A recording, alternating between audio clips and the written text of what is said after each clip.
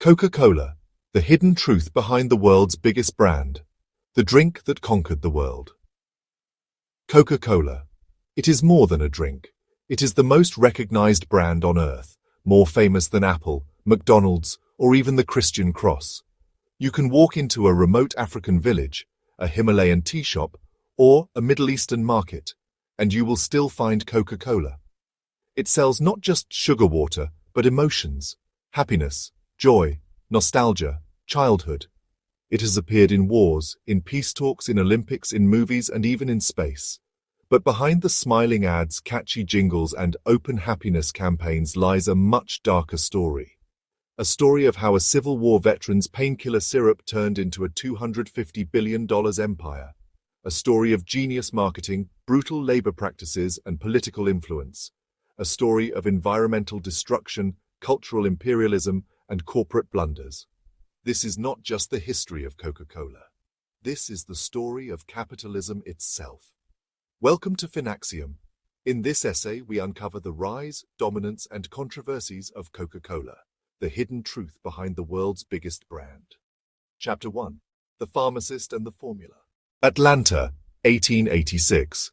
A wounded Confederate veteran, John Stith Pemberton, was addicted to morphine after an injury during the American Civil War. Like many 19th-century pharmacists, he experimented with tonics and elixirs to find both relief and fortune. One day he concocted a syrup using coca leaves, yes, the same plant used for cocaine, and cola nuts, rich in caffeine. He mixed it with carbonated water and sold it at a local pharmacy as a medical tonic. Coca-Cola was born. The early ads were extraordinary. Coke was marketed as a cure for headaches, impotence, exhaustion, and even morphine addiction. At a time when medicine was unregulated, this miracle drink spread rapidly. But Pemberton was not a businessman. Struggling financially, he sold his formula to Asa Candler in 1888 for just $2,300, a decision that would cost his family billions in lost fortune. Candler realized something Pemberton never did. Coca-Cola wasn't just a syrup. It was a brand waiting to be built. Chapter 2. Selling Sugar, Selling Dreams. Asa Candler revolutionized how Coke was marketed. He handed out free coupons so people would try the drink. He plastered walls, billboards, and calendars with the Coca-Cola logo. He distributed branded clocks, trays, and serving equipment to restaurants. By the 1890s, Coca-Cola wasn't just a medicine, it was a fashionable refreshment. But here's the genius. Candler knew that the real money wasn't in selling the syrup directly. Instead, he sold franchises to independent bottlers, creating a global supply chain long before McDonald's or Starbucks. By 1920, Coca-Cola was America's drink. Its iconic script logo and unique bottle shape made it instantly recognizable. Even if you couldn't read English, you knew it was Coke. The company's real trick? It wasn't just selling sugar water. It was selling lifestyle and identity. When you drank Coke, you weren't quenching thirst. You were participating in a cultural experience. Chapter 3. Coca-Cola Goes to War. World War II transformed Coca-Cola into a global symbol. In 1941, when America entered the war, Coca-Cola convinced the government that soldiers needed Coke for morale. The company promised to deliver a Coke to every U.S. serviceman for 5 cents anywhere in the world. Bottling plants were built near battlefields, from North Africa to Europe to the Pacific. For soldiers, Coke became synonymous with home. When the war ended, those bottling plants didn't shut down. They became Coca-Cola's entry points into global markets. By 1945, Coke wasn't just America's drink. It was a worldwide phenomenon. But Coke wasn't only a drink. It became a political weapon. During the Cold War, drinking Coca-Cola was associated with capitalism. In fact, the USSR resisted Coke for years, but eventually allowed a modified version called White Coke for Marshal Zhukov. This was more than soda.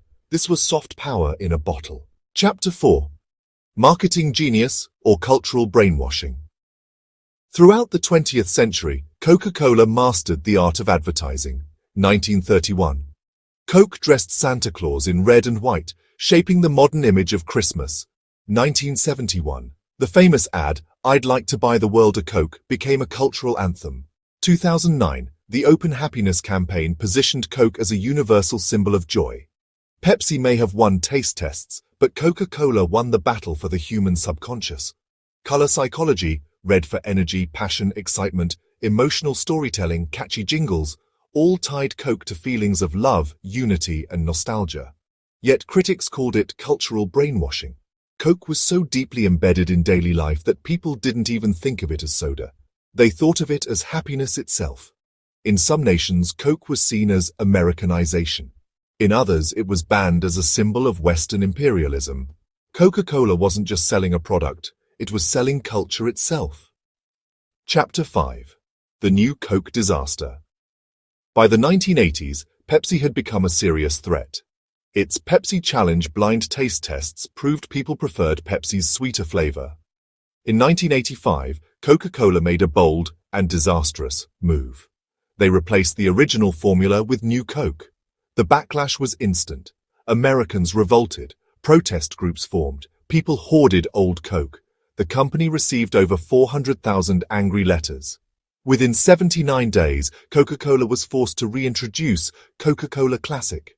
What looked like a disaster turned into a blessing. The fiasco reminded Americans that Coca-Cola wasn't just a drink. It was part of their national identity. The New Coke debacle became one of the most famous corporate failures in history, but also one of the greatest lessons in brand loyalty. Chapter 6. The Dark Side of Coca-Cola. Behind the smiles and jingles lies a much darker reality: health impact. A single can of Coke contains nearly 40 grams of sugar, far above daily recommended intake. Coca-Cola has been linked to rising obesity, diabetes, and dental issues worldwide. In Mexico, where Coke consumption is among the highest in the world, obesity rates have skyrocketed. Environmental damage. Coca-Cola uses billions of liters of water annually. In India, plants in Kerala and Uttar Pradesh faced protests for depleting groundwater. In some regions, Coca-Cola has been accused of causing droughts. Labor exploitation. In Colombia and Guatemala, Coca-Cola bottlers faced accusations of union busting.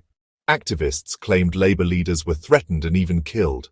The company denies direct involvement, but the controversies persist. Cultural imperialism.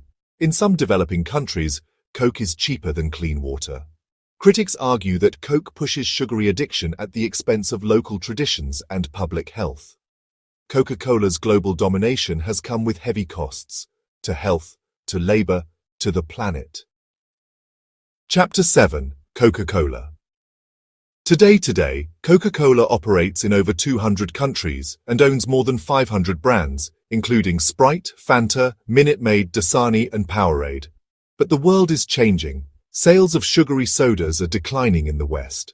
Consumers are moving toward healthier beverages.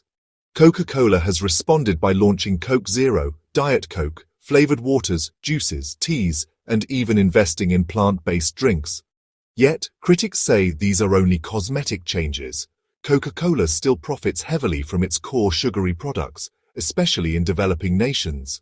Financially, Coca-Cola remains strong, one of the top-performing consumer stocks of all time.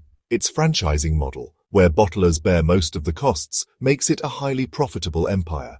But its future depends on whether it can reinvent itself in a world where sugar is increasingly seen as the new tobacco. Chapter 8. Legacy. A sugary empire. Coca-Cola is more than a drink. It is a symbol of capitalism, marketing, and cultural power. From curing headaches in 1886 to fueling soldiers in World War II, from shaping Santa Claus to sparking obesity epidemics, from selling happiness to draining water supplies, Coca-Cola is the story of the 20th century, its dreams, its excesses, and its contradictions. The real question is, in the 21st century, as health awareness rises and environmental crises grow, will Coca-Cola's empire continue to sparkle? Or will the bubbles finally go flat? This was the story of Coca-Cola. Not the glossy one told in ads, but the hidden truth of how a sugary syrup became an empire, and how that empire reshaped our world. This is Finaxiom. If you found value in this deep dive, subscribe for more stories about business empires, financial scandals, and the hidden forces shaping our economy. Until next time, stay curious.